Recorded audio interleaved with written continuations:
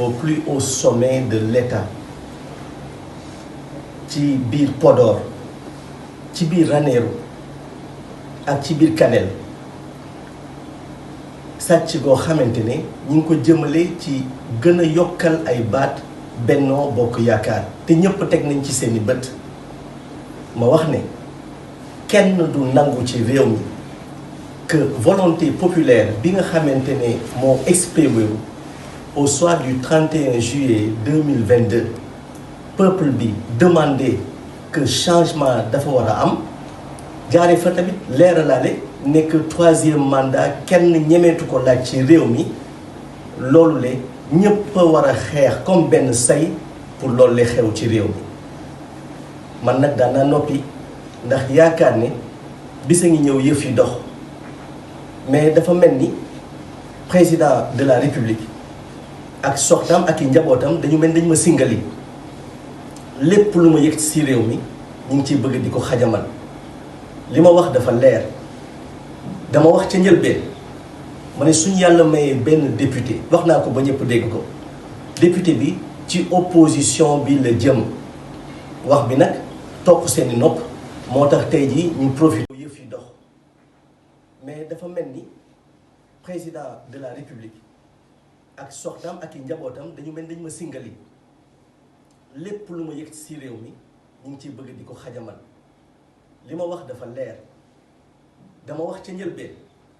ma ne suñu yàlla mayee benn député wax naa ko ba ñëpp dégg ko député bi ci opposition bi la jëm wax bi nag topp seeni nopp moo tax tey jii ñu profitoo éliminer ma dérangé wu ma li am solo mooy damay woo toute l'opposition sénégalaise bàyyiwuma kenn ñu ànd benn say ngir taxaw temb que lii ñu bëgg xewal ci réew mi te proclamer ay résultats provisoirement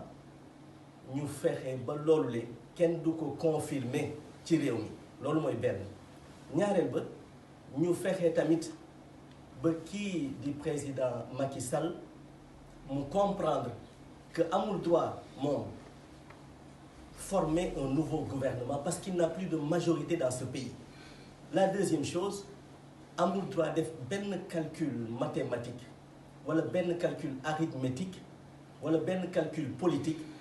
pour mun a am présidence su assemblée nationale ou bien di former bureau bi loolu kenn waru ko nangu ci réew mi moo tax ñu wax ne maslaha dafa war a jeex 10 ans yoo xamante ne mi ngi bundu xatal nit ñi bàyyiwul kenn man. La deuxième chose amul droit def benn calcul mathématique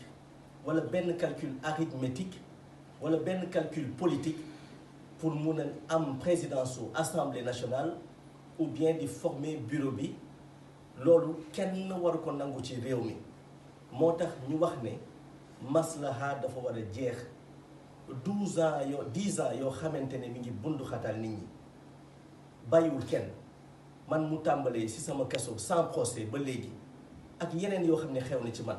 xanaa léegi rek laa bàyyi su ma dematee aéroport kenn ma fouillé mais fouillé nañ ma futti sama yére ba tey ak yeneen yu ma def ci réew mi ma muñ yëpp mais jot na nag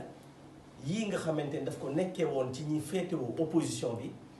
ñëpp taxaw amatul du affaire coalition fu ñu toll nii affaire survie la te peuple bi ñëpp war a taxaw la des moom tuuti waxoon nee na en temps d'injustice képp ku ci noppi da nga ànd ca loolu ñu doxal ci réew ma te kenn waratu ci ànd du kilifa diine du kilifa aada du njaboot gi du sénégalais foo mën a ne ci biir réew mi comme ci bitim réew kenn waratul ànd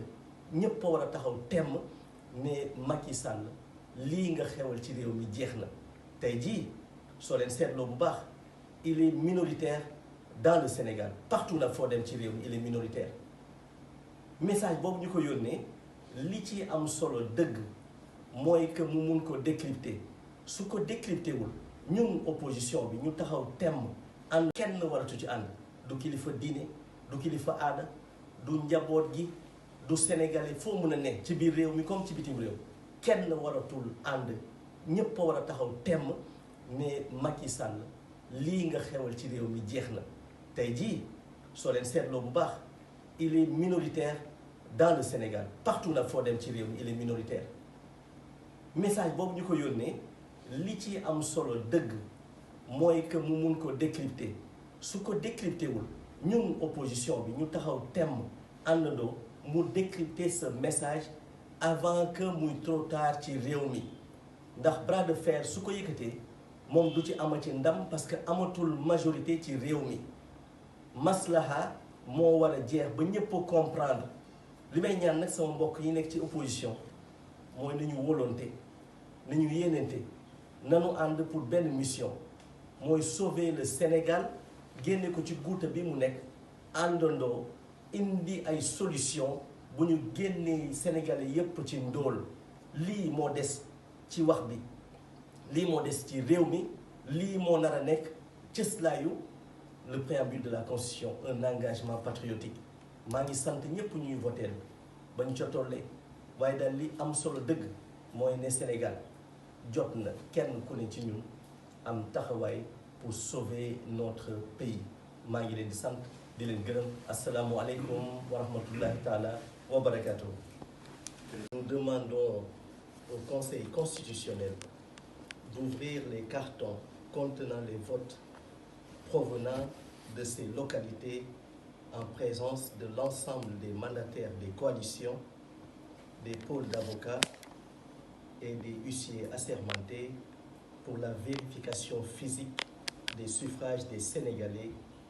confisqués par le régime en place. Benno Bokk Yakaar s'en est sorti avec moins de 80 députés au lieu des 82 sièges annoncés provisoirement. Les sièges que cette dite coalition a usurpés appartiennent à l'opposition sénégalaise en général. Sachant que je ne me rangerai jamais, au plus grand jamais, à leur côté, ils ont choisi de manière vicieuse de nous prendre des sièges dans le seul but de s'accrocher au pouvoir. C'est ça la réalité. Mais que Macky Sall et sa bande se le tiennent pour dit, leur forfaiture ne passera pas. La démocratie a trop souffert et a besoin aujourd'hui de respirer. Et nous allons nous battre pour y arriver, Inch'Allah. J'en appelle à toute l'opposition. Je les invite à s'unir. Nous étions sur le terrain pendant plus de 20 jours. Les populations sénégalaises nous ont donné leur voix par espoir de mieux-être, d'une bonne gouvernance, du respect de la démocratie